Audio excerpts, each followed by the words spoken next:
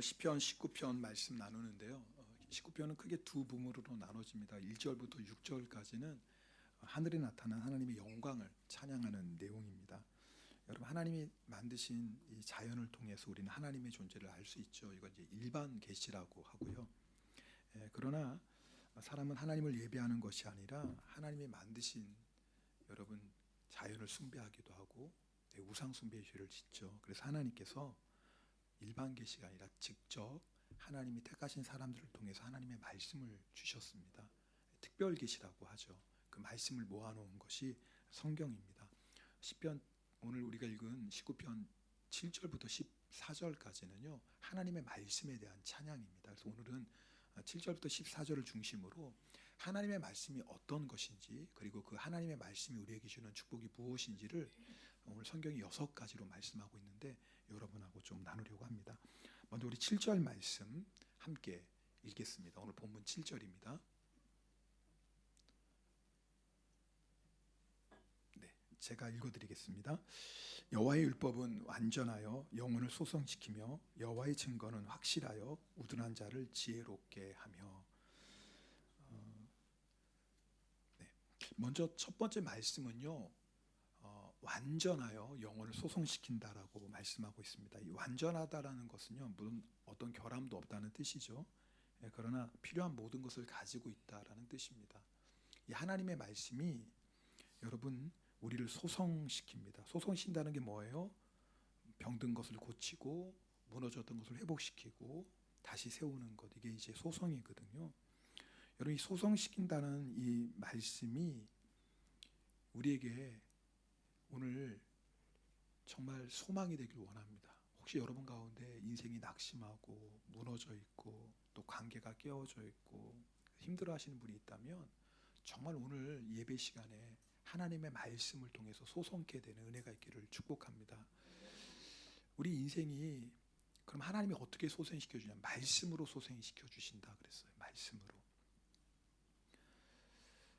죄로 인하여 병든 우리 인생을 고치는 건 하나님의 말씀이거든요. 네. 사람이 하나님 말씀에 순종 안 하잖아요. 그래서 하나님께서 말씀이신 예수 그리스도를 이 땅에 보내주셨습니다. 우리 요한복음 1장 14절 말씀 함께 읽겠습니다. 요한복음 1장 14절입니다. 제가 읽어드릴게요.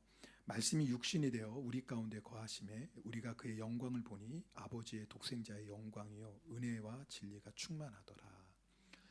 하나님이 말씀이에요. 또 예수 그리스도가 말씀이신데요, 그 말씀이신 예수 그리스도가 이 땅에 오셨어요. 그래서 우리가 말씀이신 예수 그리스도를 마음에 영접함으로 말미암아 우리가 소성되거든요.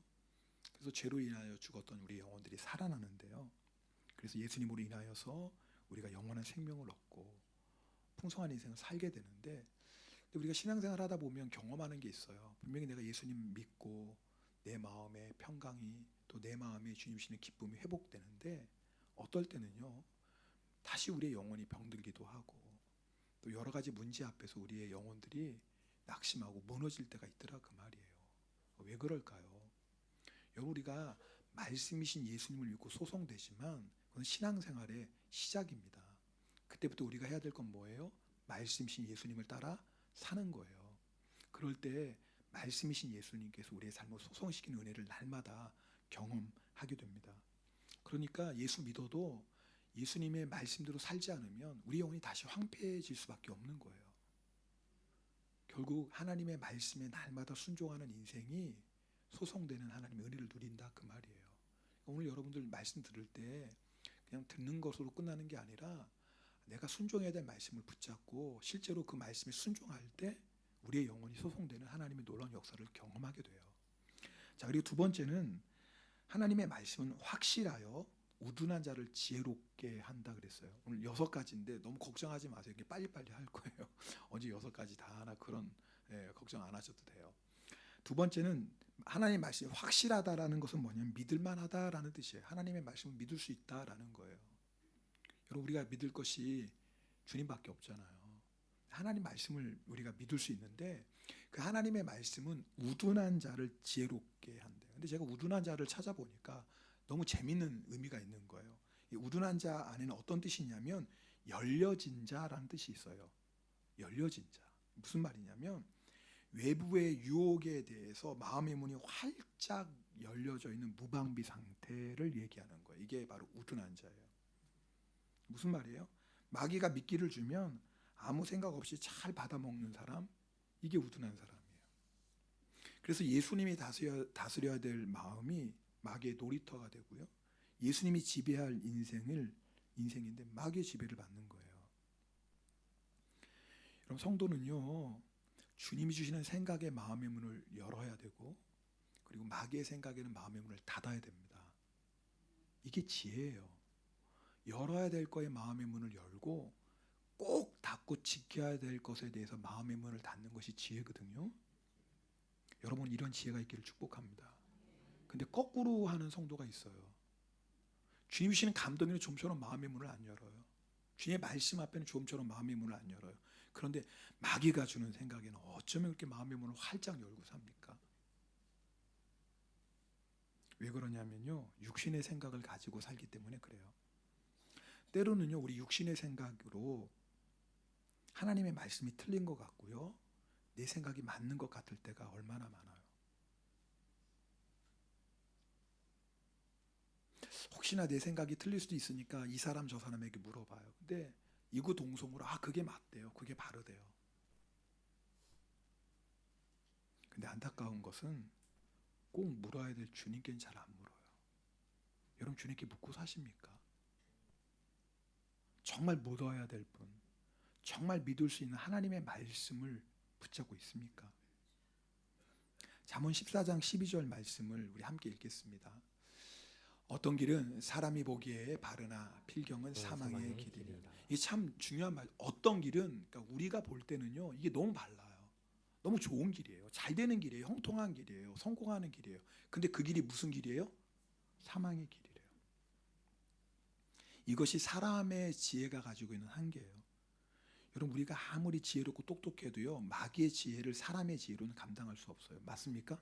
그럼요. 그러니까 아담과 하와가 마귀에게 넘어간 거죠. 마귀의 지혜를 이길 수 있는 건 하나님의 지혜밖에 없어요. 하나님의 지혜인 말씀으로 마귀의 미혹을 이기거든요.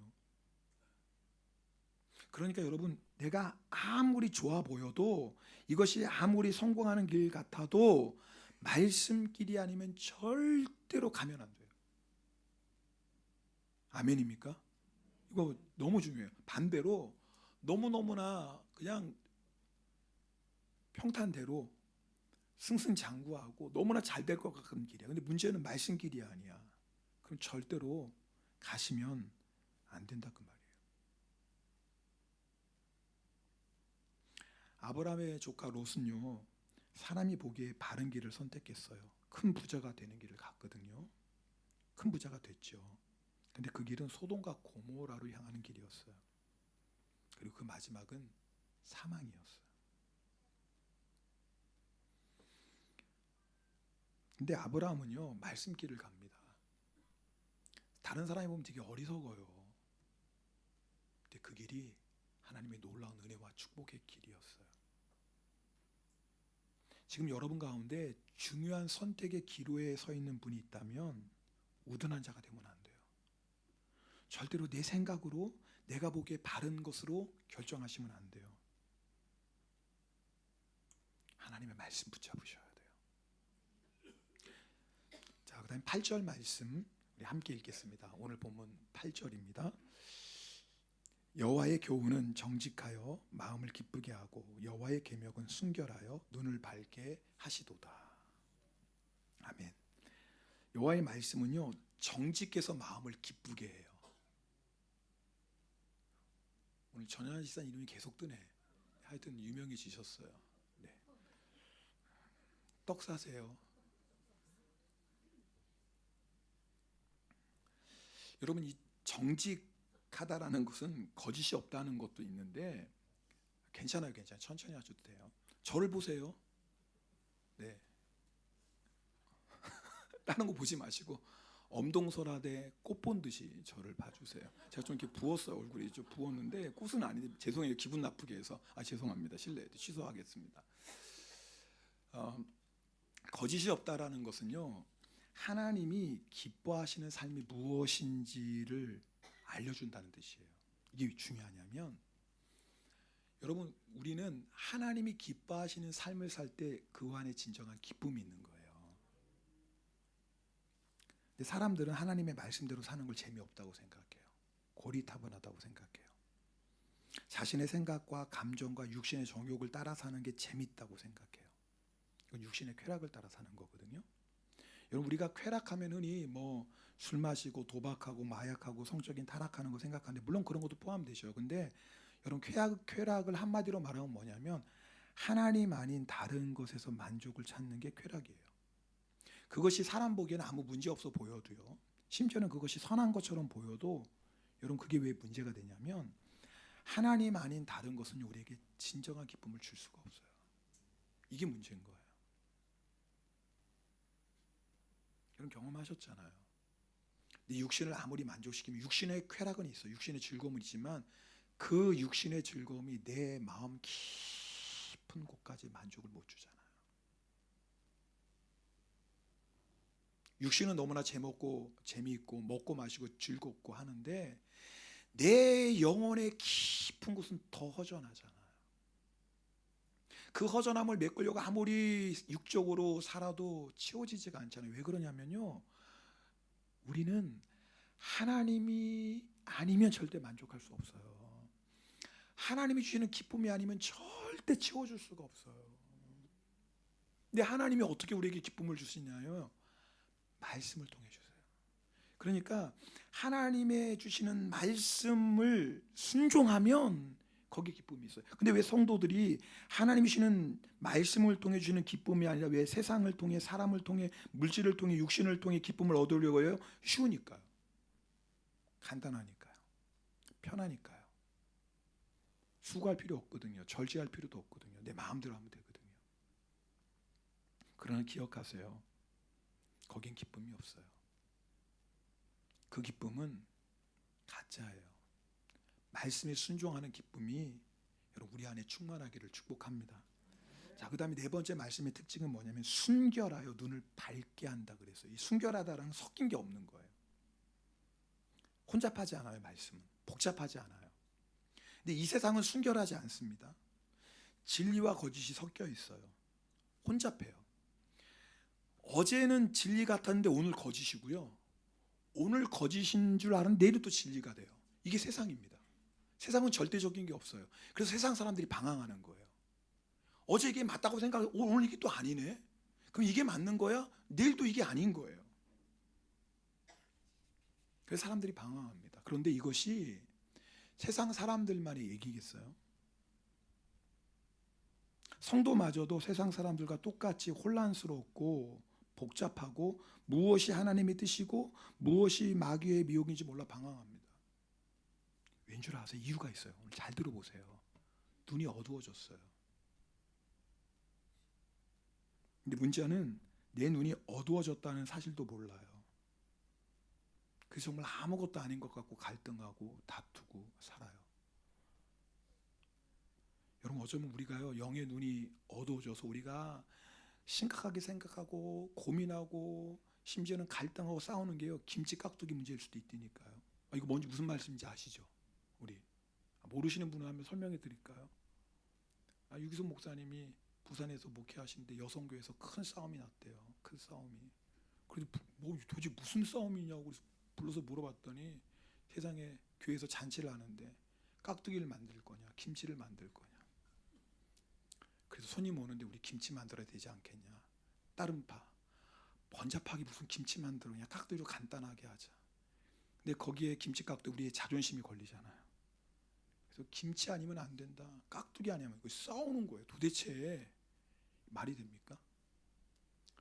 어느 교회는 성가대 가운 때문에 다퉜대요. 흰색으로 할 거냐 핑크색으로 할 거냐.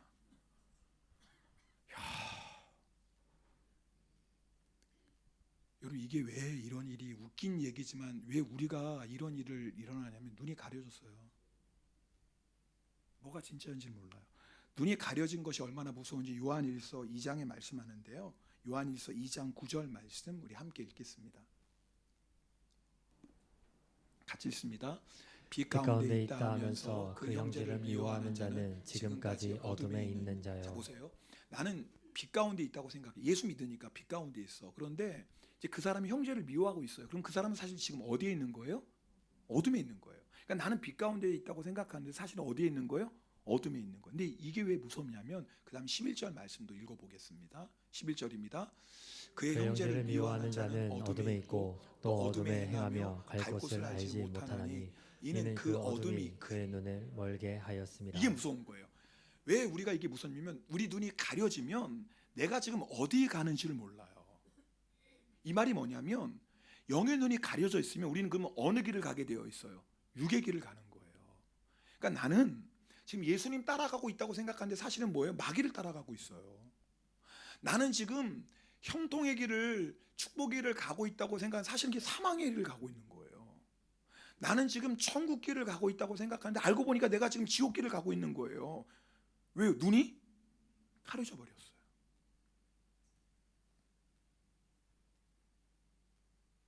이게 무서운 거예요. 그러면 가려진 눈이 어떻게 밝아지죠? 우리의 어두워진 눈이 어떻게 밝게 됩니까? 말씀이에요. 하나님의 말씀에 순종할 때 우리의 어두워진 눈이 밝아져요. 그래서 무엇이 진리이고 무엇이 거짓인지, 무엇이 주님의 뜻이고 무엇이 마귀의 미혹인지가 정확히 분별돼요. 여러분 신앙생활 절대 복잡하지 않아요. 어렵지 않습니다. 여러분 왜 우리가 이게 맞나 저게 맞나 이렇게 해야 되나 저렇게 해야 되나 이 사람인가 저 사람인가 왜 이렇게 헷갈리는 줄 아세요? 지금 눈이 가려져서 그래요. 눈이 열려야 돼요. 근데 눈이 어떻게 열린다고요? 하나님의 말씀에 순종할 때 눈이 열려요. 지금 여러분 어느 길 가고 있습니까? 주님 따라가는 길입니까? 지금 구원의 길입니까? 하나님이 예비하신 놀라운 축복의 길을 걸어가고 있습니까? 스스로 빛 가운데 있다고 생각하는데 실제로는 눈이 가려져 어둠 속에 있는 건 아닙니까? 잘 모르겠다면 잘 들으셔야 돼요. 잘 모르겠다면 말씀 붙잡으셔야 돼요. 정말 말씀 붙잡으셔야 됩니다. 그 다음에 이제 말씀의 5번째, 6번째도 나눌 텐데 우리 9절 말씀입니다. 9절 말씀, 오늘 본문 9절 읽겠습니다. 여호와를 경외하는 도는 정결하여 영혼까지 이르고 여호와의 법도 진실하여 다 의로우니. 5번째 여호와의 도 말씀은 정결해서 영혼까지 이뤄요. 하나님 말씀은 흠이 없고 완벽해요. 그래서 영원해요. 이게 중요하냐면 하나님의 말씀을 붙잡은 인생도 영원해요. 이 세상에 영원한 거 아무것도 없습니다.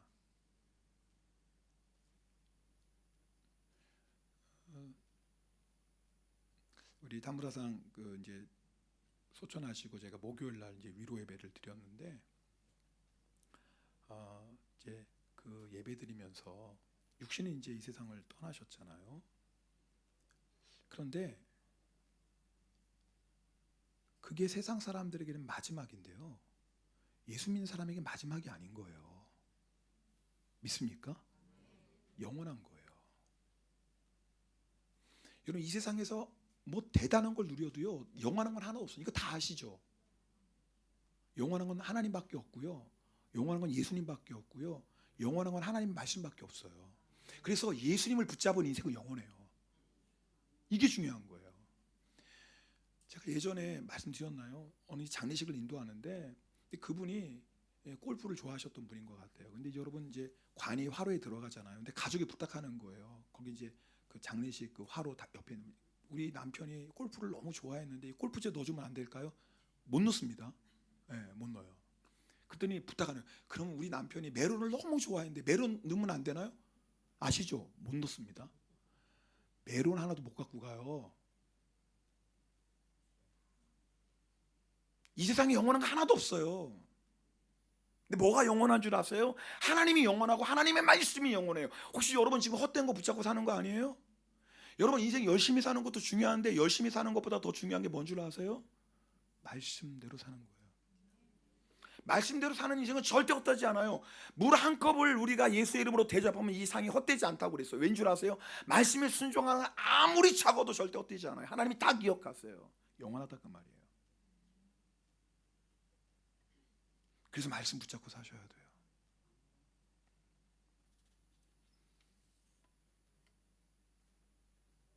여섯 번째, 말씀은 진실하여 다 의롭습니다. 여러분, 이게 중요한 것은요, 말씀은 진실해서 의로워요. 그래서요, 말씀을 붙잡고 사는 인생, 말씀대로 사는 인생은 의로워요. 근데 문제가 있네요. 여러분, 우리 힘으로 말씀대로 살 수 있어요, 없어요? 없지요. 그래서 예수님이 오신 거예요. 이게 중요해요. 말씀대로 살아야 의로운데, 의로워야 구원받잖아요. 아멘입니까? 죄인은 구원 못 받습니다. 의로워야 구원받아요. 근데 문제는 뭐냐면 말씀대로 살아와야지 의로운데 우리는 말씀대로 살 수 없으니까 의로울 수가 없는 거예요. 그래서 의가 되시는 예수 그리스도가 우리에게 오신 게요. 말씀이신 예수님이 이 땅에 오셨어요. 그래서 누구든지 의로우신 예수 그리스도를 믿으면 어떻게 되는 거예요? 의로워져요. 할렐루야. 이건 너무나 중요한 진리예요. 이것이 성경이 말하는 구원이에요. 우리는 여전히 말씀대로 살 수 없는 죄인인데 우리를 사랑하시는 하나님께서 예수 그리스도, 의로우신 예수 그리스도를 이 땅에 보내주셔서 누구든지 의가 되시는 예수 그리스도를 믿으면 의로워져요. 할렐루야. 이게 구원이에요. 그것뿐만인가요? 여러분, 우리가 말씀대로 살 수 있도록 성령 하나님을 우리에게 보내주셨어요. 할렐루야. 자, 그러면 우리가 이제 거룩해졌으니까, 의로워졌으니까 의롭게 살아야죠. 근데 하나님의 자녀가 되었으니까 하나님의 자녀답게 살아야죠. 우리 성도입니다. 거룩한 물이에요. 그럼 이제 거룩하게 사는 거예요. 그게 바로 말씀대로 사는 거예요. 자, 그러니까 이 신앙생활은 뭐냐면 예수 그리스도로 인하여 의로워진 우리가, 그리고 성령 하나님의 도우심으로, 성령 하나님의 능력으로 이제는 말씀대로 살 수 있는 우리가 날마다 말씀 길을 걸어가는 거예요. 그것이 성도의 신앙생활이에요. 그러면 여러분 절대 흔들리지 않아요. 복잡하지 않아요. 여러분 절대 우리 눈에 가려져서 사망의 길을 절대 걸어가지 않아요. 근데 문제가 뭐냐면, 잘 들어보세요. 근데 우리가 분명히 예수님을 믿는다고 하면서도, 그리스도 예수 나의 마음에 모시고 살면서도, 내가 성령 받았다고 하면서도 좀처럼 말씀대로 살지 못하고 자꾸 방황하고 넘어지는 인생을 사는 성도들이 있더라 그 말이에요. 여러분 어떻습니까? 분명히 내가 예수 믿는데, 내 안에 성령님 계시는데 말씀대로 사십니까? 아니면 여전히 방황하는 인생 살고 있나요? 여전히 눈이 가려져서 사망의 길이 마치 그것이 맞는 길처럼 걸어가고 우리를 살리는 길이 마치 망하는 길처럼 보이고, 왜 그럴까요? 오늘 중요한 게 10절 말씀이 있어요. 10절 말씀, 오늘 본문 10절이거든요. 함께 읽겠습니다. 금 곧 많은 순금보다 더 사모할 것이며 꿀과 송이꿀보다 더 달도다. 바로 오늘 핵심에 여기 있어요. 말씀을 금 곧 많은 순금보다 더 사모한대요.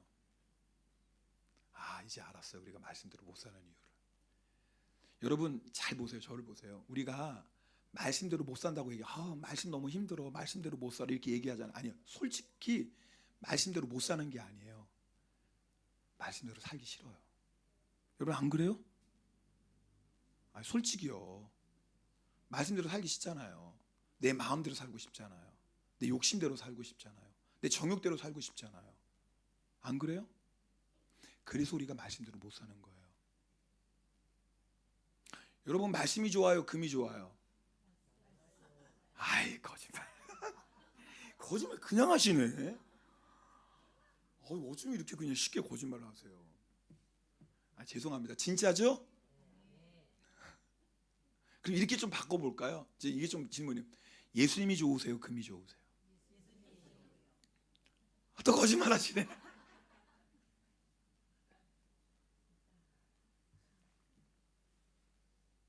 이유를 알겠죠? 우리가 말씀대로 못 사는 게 아니라요, 말씀대로 살기 싫어요. 예수는 믿지만 여전히 세상이 좋고 세상에 있는 것들이 좋고, 그래서 내 마음대로 살고 싶어요. 예수 믿고 천국은 가고 싶지만 그런데 여전히 세상 따라 살고 싶어요. 그래서 우리가 말씀대로 못 사는 거예요. 정말 우리가 말씀을 금보다 순금보다 더 사랑하잖아요. 아니, 예수님을 금보다 더 사랑하잖아요. 그럼 말씀 순종합니다. 예수님이 너무 좋은데, 예수님이 너무 좋은데, 세상에 그 수많은 금보다 예수님이 더 좋은데, 그러면 예수님 말씀 따라 살아요. 내가 사랑하니까. 예수님이 너무 좋으니까. 여러분, 예수님 사랑하시죠? 아멘. 네, 맞아요. 여러분, 저를 보세요. 오늘 예배 드리는 분들 중에 예수님 사랑하지 않는 분 한 분도 없어요. 그래도 여러분, 주일날, 이 귀한 날 교회에 와서 예배 드리는 건 여러분, 우리 안에 예수님을 사랑하는 마음이 있어요. 근데 문제는 뭐냐면, 예수님도 사랑하는데 금도 사랑하고, 예수님도 사랑하는데 세상도 사랑하고, 예수님도 사랑하는데 사랑하는 게 너무 많아요. 우리는 예수님의 신부예요. 압니까? 우리 예수님 신부. 혹시 이 말 듣고 아이 그럴 수도 있지. 예수님도 사랑하고, 금도 사랑할 수 있고, 예수님도 사랑할 수 있고, 쾌락도 사랑할 수 있고, 예수님도 사랑하고 세상도 사랑할 수, 이게 말이 안 되는 거 제가 얘기해 볼까요? 남편도 사랑하고 옆집 남자도 사랑할 수 있지. 우리 남편도 사랑하고 앞집 남자도 사랑할 수 있지. 우리 남편도 사랑하고 지나가는 남자도 사랑할 수 있지. 맞아요, 틀려요? 대답하세요. 맞아요, 틀려요? 대답하셔야죠. 말 돼요, 안 돼요? 안 되죠? 안 되죠? 안 되죠. 말이 됩니까? 우리는 예수님의 신부예요. 우리는 예수님 신부예요. 여러분 아세요? 우리 예수님 신부예요. 예수님 우리를 얼마나 사랑하셨는 줄 아세요? 우리를 너무 사랑해서 십자가에서 죽으셨어요. 그렇게 우리를 사랑하시는 남편이에요. 우리를 너무 사랑하셔서 하늘 영광까지 버리시고 십자가의 고난과 수치를 다 당하셨어요. 우리 사랑하셔서. 근데 내가 그 예수님 말고 사랑하는 게 있으면 돼요. 그러니까 말씀대로 살기가 어렵다고 하는 거예요. 사랑 안 하는 건 아니에요. 우리 예수님 사랑해요. 그러니까 오늘 주일날 이렇게 교회 나와 예배 드리죠. 근데 문제는 예수님 말고 사랑하는 게 너무 많아요.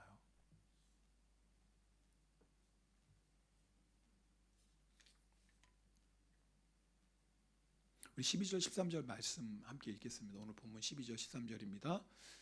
자기 허물을 능히 깨달을 자 누구리요 나를 숨은 허물에서 벗어나게 하소서. 또 주의 종에게 고의로 죄를 짓지 말게 하사 그 죄가 나를 주장하지 못하게 하소서. 그리하면 내가 정직하여 큰 죄가에서 벗어나겠나이다. 이 바울의 죄송합니다. 다윗의 시예요.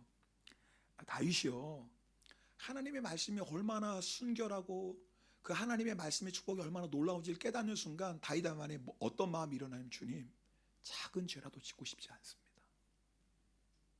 여러분, 말씀 앞에 나오는 반응이 뭔지 아세요? 죄가 미워져요. 이렇게 하나님이 나를 사랑하시고 나를 복되게 하시기 위해서 말씀을 주셨는데, 이 말씀에 순종함으로 하나님이 약속하신 크고 놀라운 은혜와 축복과 풍성한 인생을 살게 되는데, 그 하나님의 풍성한 인생을 가로막는 게 뭐예요? 죄예요. 여러분 아세요? 내가 연약한 것도, 돈이 없는 것도, 못 배운 것도, 뭐 세상에서 무시당하는 것도 물론 우리를 마음을 아프게 하지만 그게 절대로 하나님이 우리에게 주시는 놀라운 은혜와 축복과 풍성한 인생을 사는 걸 방해할 수 없어요.